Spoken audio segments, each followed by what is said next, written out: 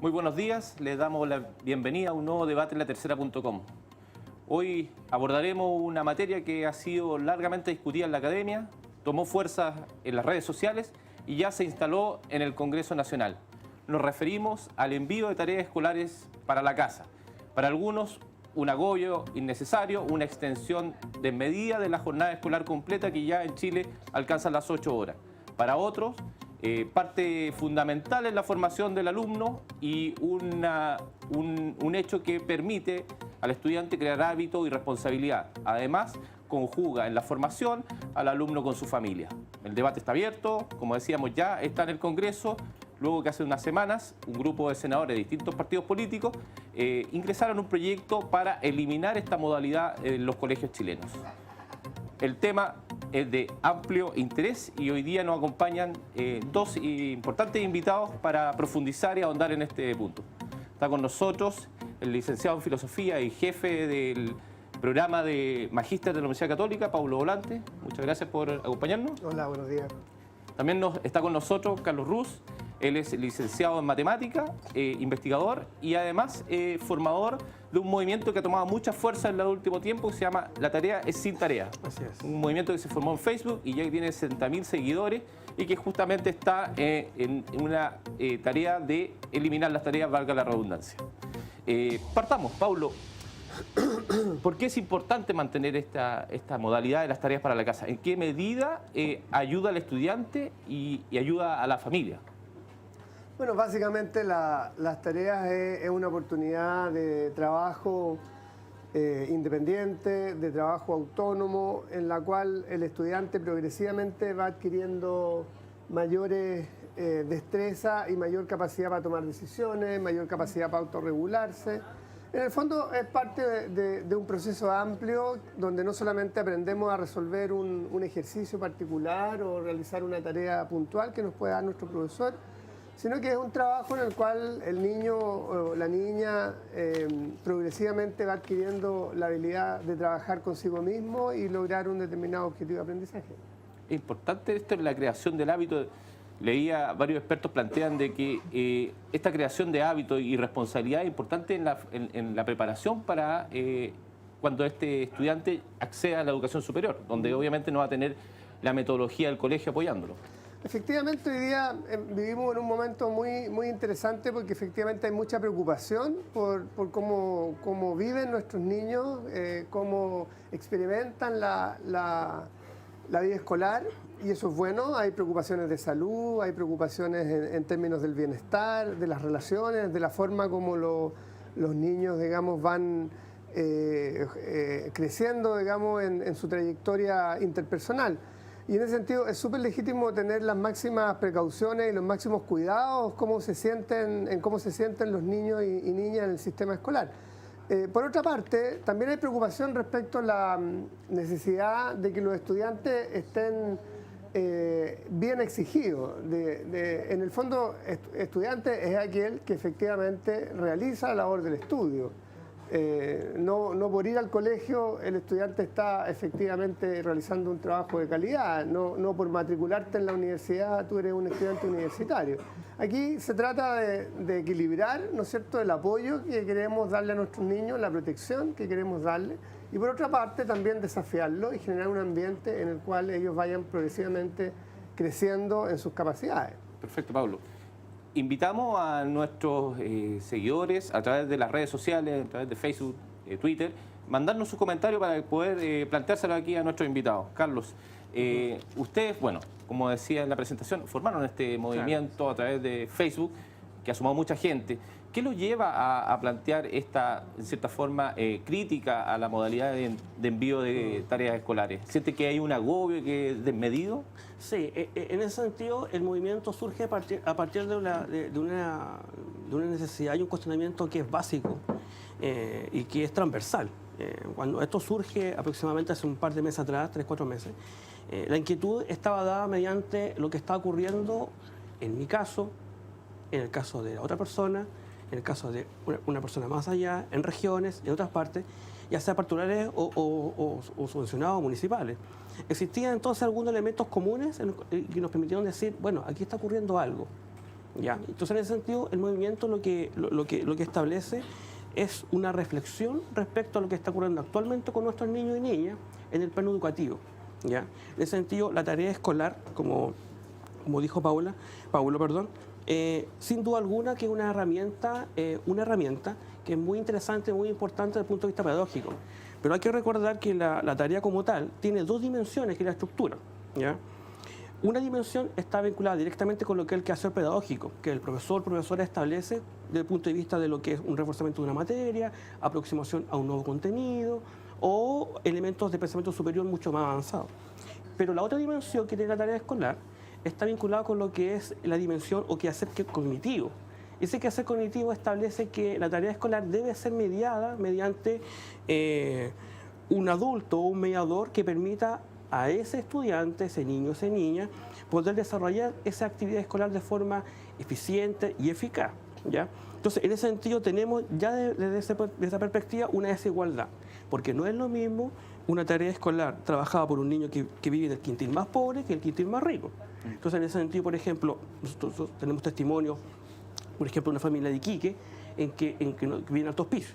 O sea, nos dicen, bueno, yo tengo un hijo de tercer o cuarto básico que nos piden tareas respecto a lo que son secuencias, cálculos, operatorias básicas, aritmética, matemáticas, y ante eso, ¿cómo le puedo ayudar a mi hijo? ¿Ya? Entonces, por otro lado, tenemos en el extremo opuesto gente que tiene de nivel socioeconómico mucho más alto, en que sí cuentan con la herramienta porque sus padres son profesionales, tienen un capital cultural mucho más alto, pero a pesar de esa distancia, convergen en un punto que es muy esencial, que los niños en sus casas, luego de sus 8,5 horas aproximadamente de trabajo escolar, están ocupando un tiempo que es de la familia y es un tiempo de juego de infancia. Perfecto. Justamente asociado a lo que comenta Carlos, aquí Grisel Espinosa nos escribe a través de Facebook que muchos padres trabajan los dos, llegan tarde a la casa, cansados, lo cual casi no queda ánimo y tiempo para las tareas. Creo que es algo que le corresponde hacer en clases, ya que ese fue el acuerdo cuando se creó la jornada escolar completa. Efectivamente, lo que plantea aquí la persona que nos comenta, cuando se creó la jornada escolar completa a comienzo de este siglo, la promesa era esa, que no hubiera más tareas escolares. Se extendió a 8 horas, pero parece que no se ha cumplido esa...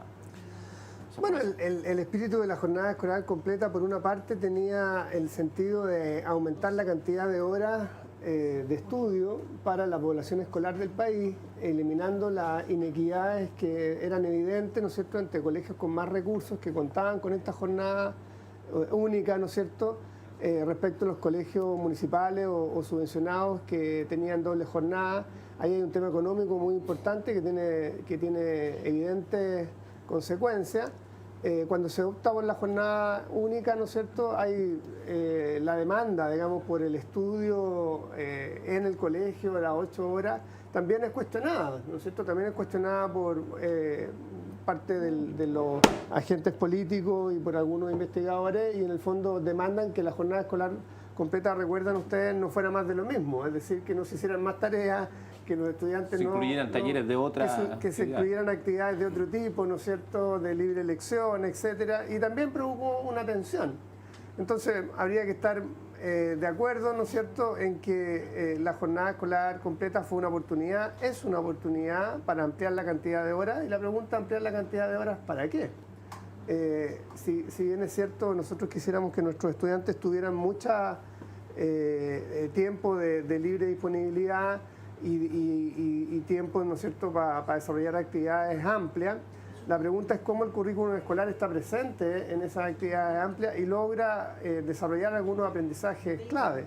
Con jornada escolar completa, con tareas y con bastante otros soportes, el sistema escolar chileno no es capaz de asegurar habilidades clave en determinados momentos del tiempo, como la lectura comprensiva, ¿no es cierto?, como la capacidad para resolver problemas matemáticos con distintas representaciones, ¿no es cierto?, la capacidad para leer textos científicos.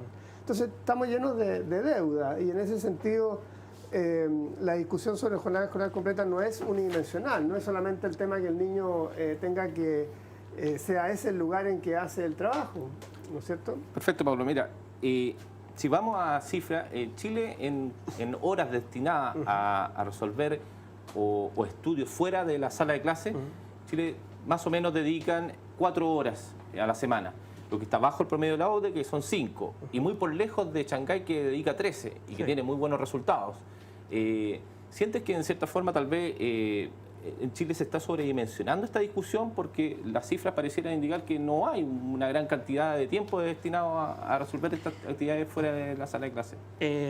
Bueno, en ese sentido te puedo indicar lo siguiente. Si nos vamos desde el punto de vista de lo que tiene que ver con la salud mental infantil en Chile, los datos hace un par de días atrás indican que el deterioro de la salud mental de los niños en el último 5 años, 7 años, ha sido bastante alta, bastante deprimente en ese sentido.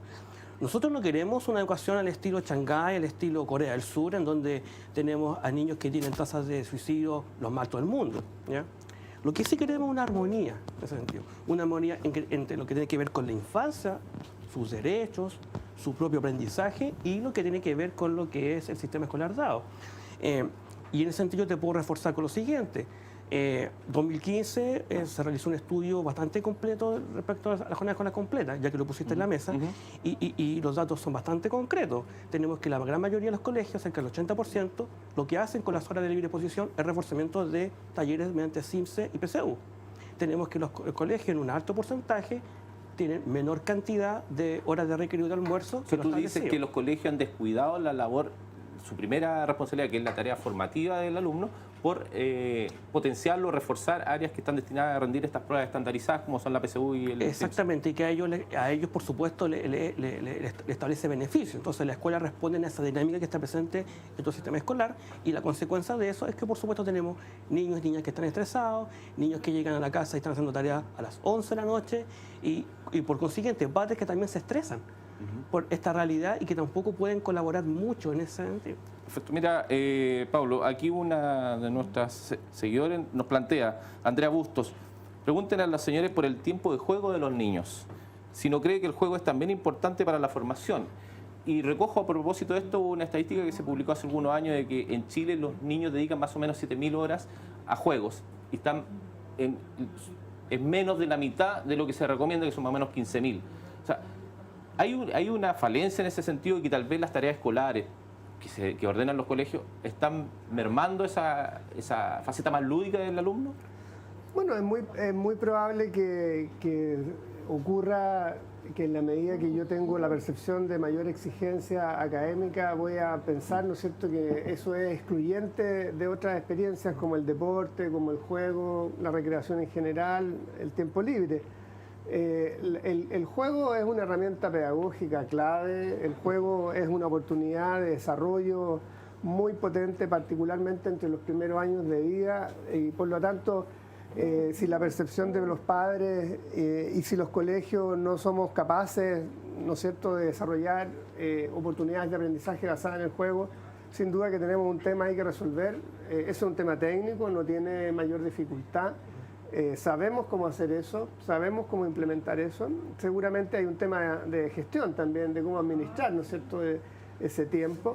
Pero nadie podría decir que el juego es una actividad antiformativa, ni siquiera antiacadémica, ¿no es cierto? Sabemos mucho de eso, y por supuesto que eso es mucho más fuerte en los primeros años de escolaridad. O sea, acá hay que hacer diferencias importantes. Los proyectos de ley y la mirada política, en el fondo, están dentro de una lógica de la igualdad, ¿no es cierto? Cuando uno propone una ley o cuando uno propone una iniciativa legal, está pensando en un tema de igualdad, de hegemonizar, todo el mundo por igual. La educación, felizmente, es un espacio distinto. La educación es el espacio de la diversidad. Es muy distinto, ¿no es cierto?, un niño en los primeros años de escolaridad respecto a un niño en el segundo ciclo básico o en el secundario, ¿no es cierto? Es muy diferente un niño, ¿no es cierto?, que está en un régimen de estudio curricular determinado versus otro, y en el fondo proponer que por ley yo voy a hegemonizar y voy a eliminar las diferencias y los efectos positivos que pueda tener, por ejemplo, el tema de las tareas, es un poquito desproporcionado en el fondo, ¿no? De todas maneras, les leo 2 comentarios que llegan acá. Jorge Andrés Dúo, no estoy de acuerdo con eliminar las tareas, dice él. Si bien la cantidad de horas en los colegios son agotadoras, no significa que aprendan más. un poco ahí hablando tal vez de la falencia que están trabajando que están demostrando los colegios y que intentan suplir enviando tareas para la casa. Perfecto. Y también aquí tenemos a Cintia Andrea, dice que la mayoría de los padres trabajan, lógicamente tienen que llegar después de su jornada de trabajo a hacer las tareas con los hijos, lo que es agotador. ¿Ah? Un poco lo que tocamos delante. Veamos el resultado de la encuesta, cómo va vía Twitter. ¿Estás de acuerdo con que se supriman las tareas escolares? Hasta el momento 72% apoya la eliminación de esta modalidad, 28% la respalda, 827 votos hasta el momento. Claramente, ¿están de acuerdo con que esto se resuelva en el Congreso, Carlos? Bueno, en ese sentido, nosotros como movimiento, desde los estudios, análisis que hemos realizado en el último tiempo, existen una serie de mecanismos legales que ya están establecidos, ya sobre todo en materia de educación pública.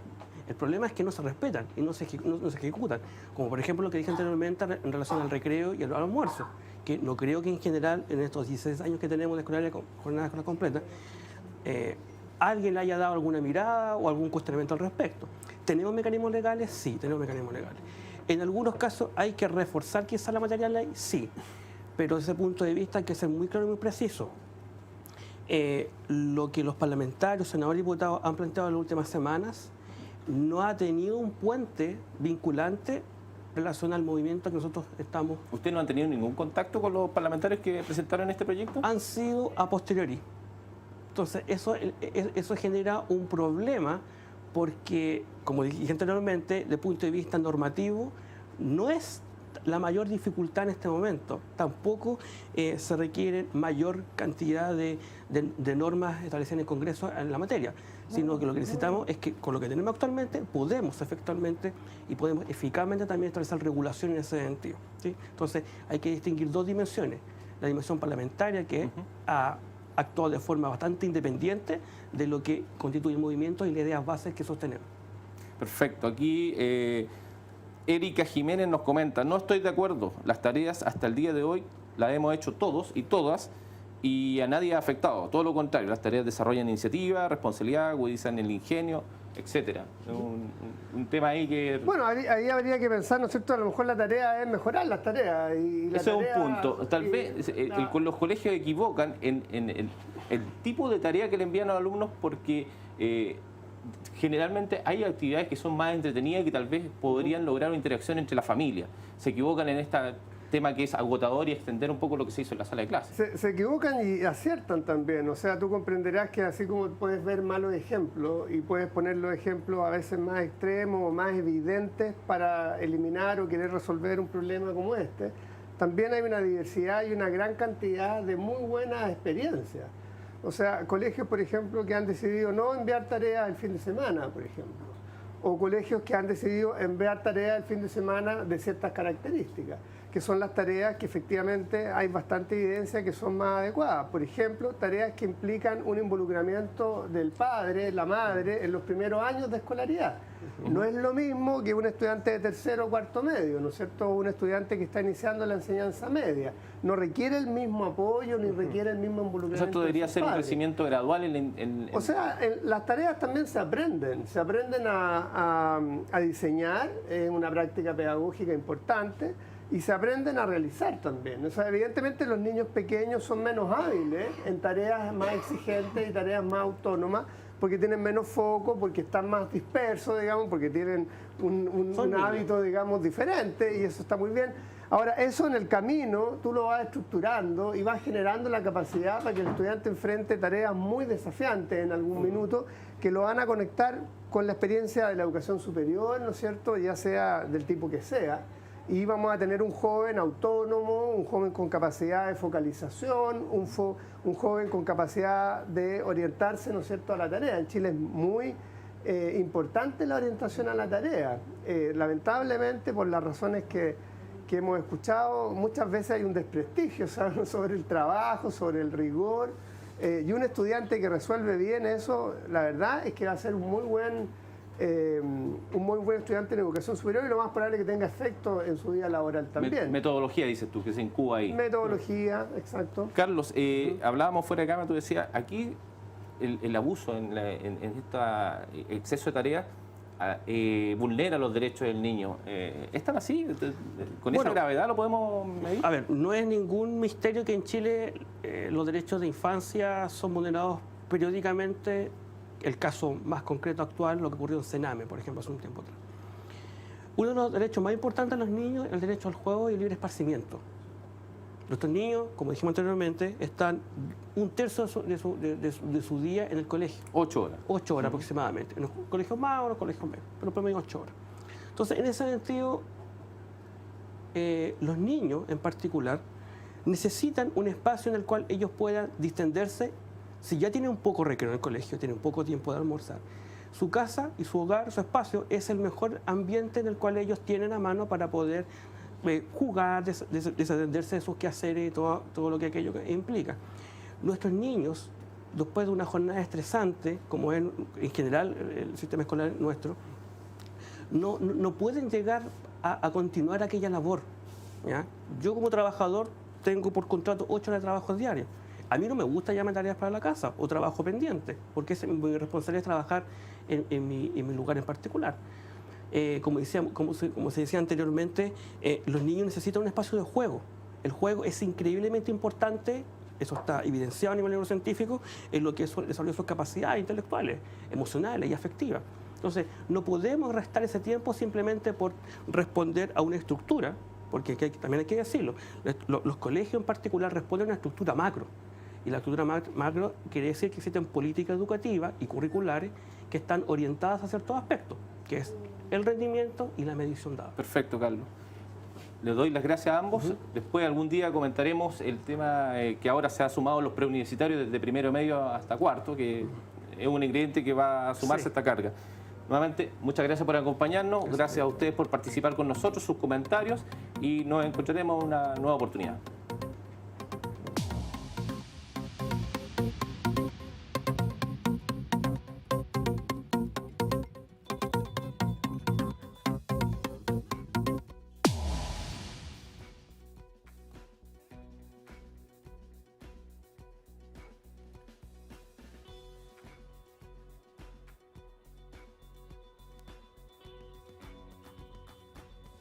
Somos globales, conectados, intensos, creativos, idealistas. Somos mucho más de lo que creemos.